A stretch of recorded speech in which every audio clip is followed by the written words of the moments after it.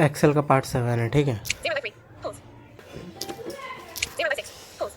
इसमें यही जो शॉपिंग मॉल में देखे थे ना, जो शॉपिंग लिस्ट बनाए थे, इसमें भी वही सिखा रहा है कि लाइक हम लोग अब हर किसी में तो फार्मूला टाइप नहीं करेंगे ना, तो उसको इजीली कैसे करेंगे भाई, कॉपी पेस्ट के थ्रू। तो ये ऑलरेडी कवर हो चुका है पीछे वाले ऑडियो में, है ना, तो मैं नहीं कर रहा उतना एक्सप्लेन। वो सर का रिकॉर्डेड वीडियो था इसलिए मोस्टली कवर हो गया, लेकिन ये लेक्चर का था इसलिए वापस सिखा रहा है, ठीक है।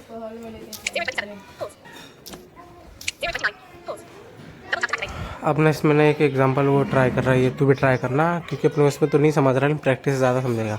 वो रेफरेंस दे रहा है A1 से C2 के बीच। अब तू लिखना A से A1 B1 C1 में लिखना, फिर A2 B2 C2 में भी लिखना एक नंबर, है ना, फिर इसको पेस्ट करना रेफरेंस डाल के। ये ई को सम वाला फार्मूला है, ठीक है ना। A1 से C2 डालना, देखना वो कैसे कैलकुलेट कर रहा है, क्या क्या काउंट कर रहा है ना। और बाकी नीचे भी ट्राई करते जाना, एक बार समझ जाएगा तो आराम से, ठीक है। अगर देख फार्मूला, अगर तो नॉन कंटिन्यूस सेल में फार्मूला लगाना, जैसे कि A1 और B2 है ना, बस तेको A1 में 40 लिखा, B2 में 40 लिखा, तो A1 और B2 का ही तेको बस करना है ना, मतलब बाकी बीच में कोई नहीं चाहिए, बस ये 2 सेल ही काउंट करना। अब ये नॉन कंटिन्यूस सेल है तो तू सम वाला ही फार्मूला अप्लाई करेंगे, लेकिन कोलन की जगह कॉमा डालेंगे, ठीक है। अब तू वर्टिकली जा, है ना, हॉरिजॉन्टली जा या सीधे जा, फार्मूला ना मतलब कि मतलब कि आंसर वही है, मतलब कि जैसा है ना वैसा ही आंसर आएगा। अभी थोड़ा समझ नहीं रहा है कैसे, पता है, A1 उसने किया, फिर B2 में उसने आंसर डाला, है ना, मतलब कि डाला, ओके, फिर उसने C2 में उसने फार्मूला अप्लाई किया, ओके, और फिर उसने A3 पे गया, A3 पे लिखा, फिर B4 पे लिखा उसने, ठीक है, फिर C4 पे उसने अप्लाई किया फार्मूला। ऐसे क्या हुआ है, ऊपर डाउन, मतलब कि ऐसा डाउन भी जा रहा है ना, तो फिर भी फार्मूला अप्लाई हो रहा है। एक बार ट्राई करके देखना है, हॉरिजॉन्टली वर्टिकली क्या क्या बोलते हैं इसको, देख के थोड़ा एक्सपेरिमेंट करना, ठीक है। ठीक है ना, लाइक क्या था ना, अब जैसे फार्मूला जैसे देखो अप्लाई करना, ठीक है ना, तो फार्मूला अप्लाई किया, H3 में तूने फार्मूला अप्लाई किया, अब तो S28 तक बस टोटल का फार्मूला अप्लाई करना है। अब एक तरीका हम लोग देखा कि कॉपी करके बार बार पेस्ट करते रहे, ठीक है। अब दूसरा सबसे ईजी तरीका है कि तेको जहाँ तक पेस्ट करना है ना वहाँ तक एक साथ सेलेक्ट कर ले, मतलब कि H3 ले, हो गया H4 से लेके H28 तक जितना होगा 25 26 उसको सेलेक्ट कर दिया एक साथ में, shift down arrow shift down arrow shift down arrow से, ठीक है। और फिर ना उसको पेस्ट कर देना, तो ये पूरा 28 सेल में पेस्ट हो जाएगा।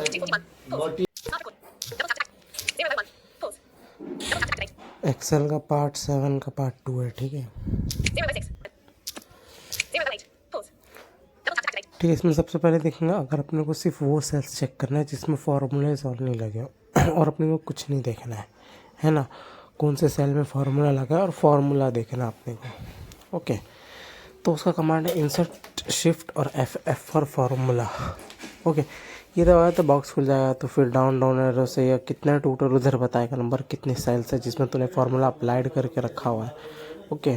अगर तो किसी फार्मूला पे जाना है तो उस पर फोकस करके एंटर कर, तो ऑटोमेटिक उस सेल पे तो पहुंचा देगा।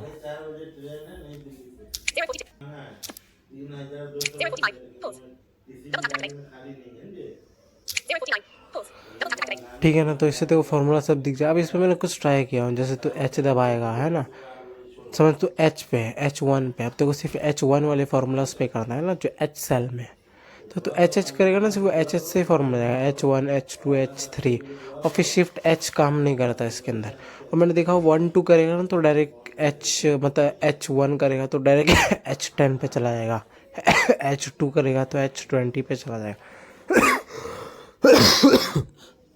लेकिन H3 पे करेगा तो H3 पे फोकस चला, ऐसे ट्राई करके देख सकता है, ठीक है।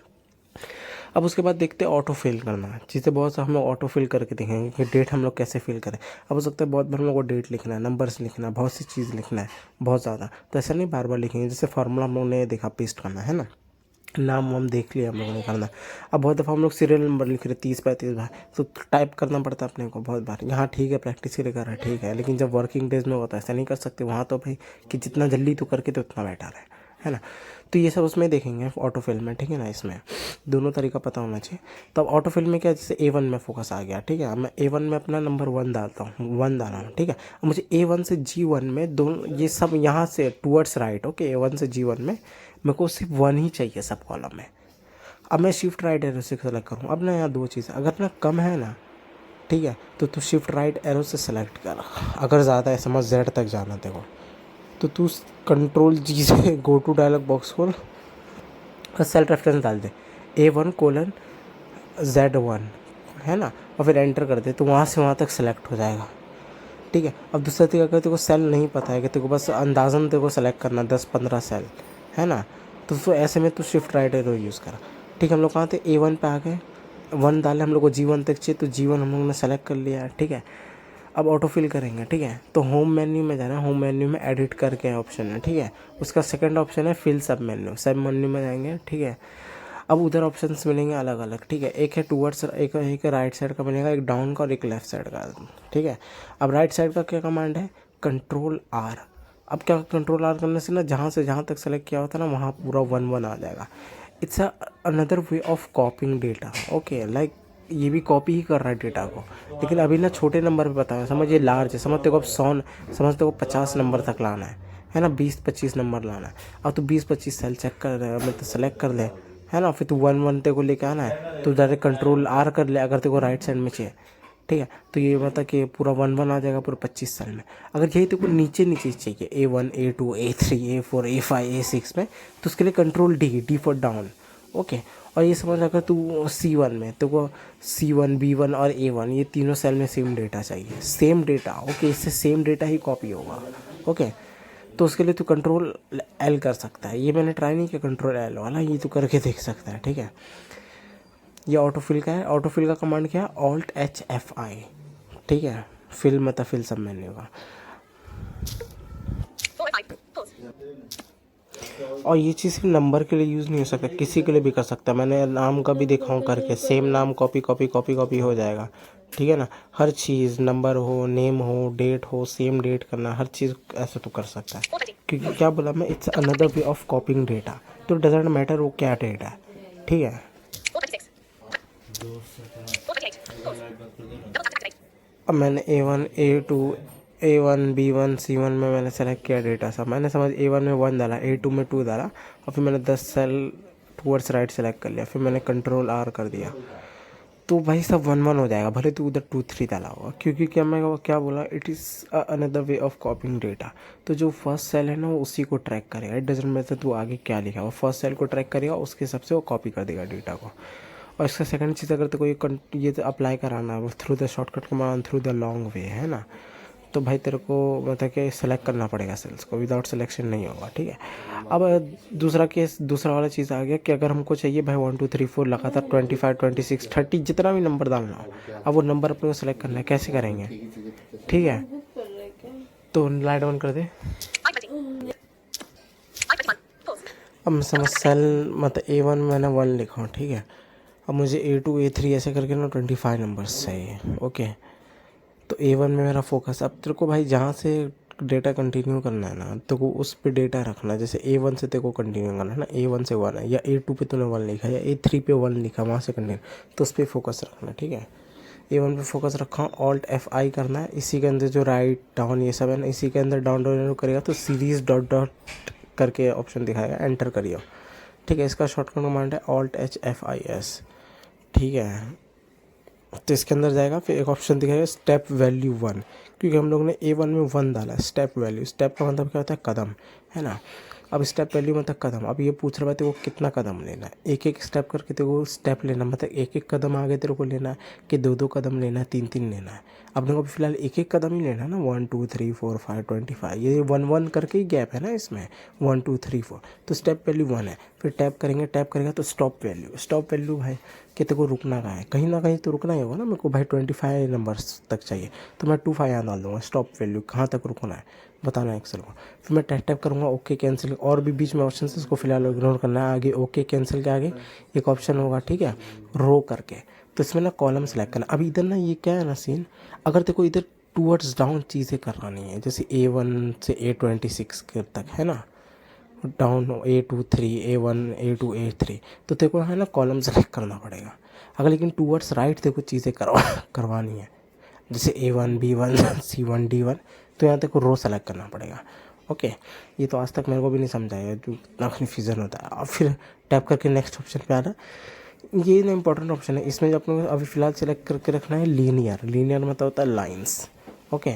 और भी अलग अलग ऑप्शन है फिलहाल, लेकिन उसको इग्नोर करना हो, बाद में देखेंगे, ठीक है। तो इतना सेलेक्ट करके रखना, टैप टैप करके ओके आना, ओके कर देना है, तो 25 तक आ जाएगा, ठीक है।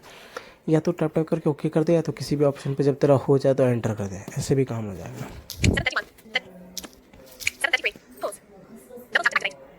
ठीक है, अब लगी इमेजिन समझ के A1 में तूने 1 लिखा, ठीक है। अब तू A1 से A10 तक तूने रोज सेलेक्ट कर लिया, ठीक है।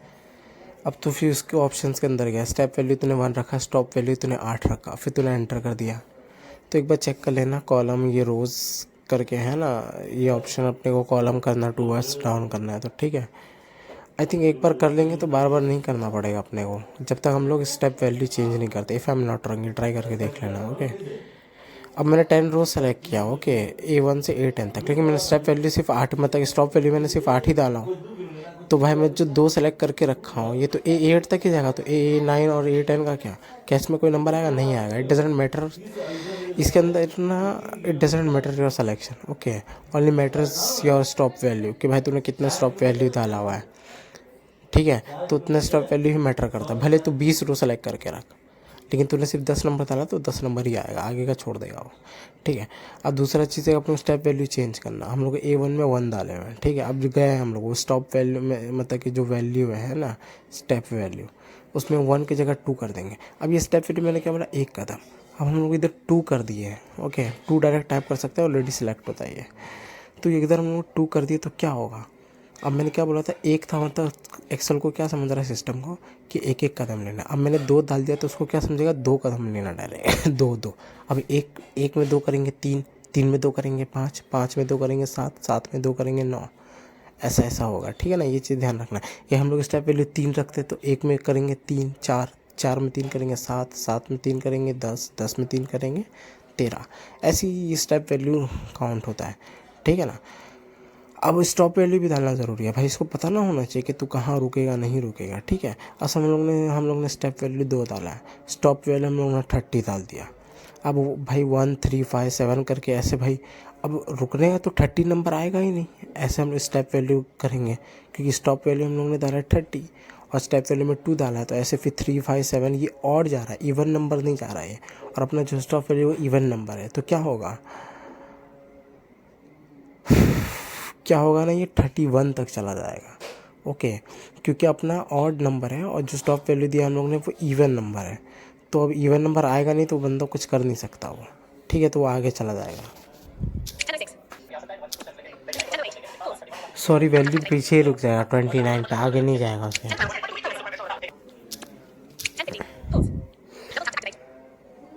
अब देखिए याद रखना है, हम लोग समझ के 10 सेल सेलेक्ट कर लिए A से A10 तक, ठीक है। A1 में मैंने 1 डाला हूँ, स्टेप वैल्यू भी 1 डाला हूँ, बस मैंने स्टॉप वैल्यू नहीं डाला और मैंने एंटर कर दिया। तो क्या होगा, अब नंबर भाई मतलब कि इनफाइनाइट नहीं, मतलब कि नंबर ऐसा होगा ना, जहाँ तक तू सिलेक्ट किया ना वहीं तक ही आएगा। अब A1 से A10 तक किया है ना, तो बस 10 तक ही आएगा, 1 2 3 4 5 6 7 8 9 10, ओके। क्यों, मैं तो बोला था भाई पहले सिलेक्शन करे, डजेंट मैटर। अब ये कब मैटर करेगा, ठीक है, व्हेन मतलब कि when you don't give the stop value, okay. Stop value जब तू नहीं दिया होगा तब ये सिलेक्शन काम करेगा, तो सिलेक्शन के थ्रू कर सकता है, okay. When you give stop value, okay, जब स्टॉप वैल्यू देगा तो it doesn't matter your selection matter नहीं करेगा तब, भाई सिर्फ वो तेरा वैल्यू लेगा, स्टॉप वैल्यू, ओके। ये चीज़ ध्यान रखना दोनों केस में।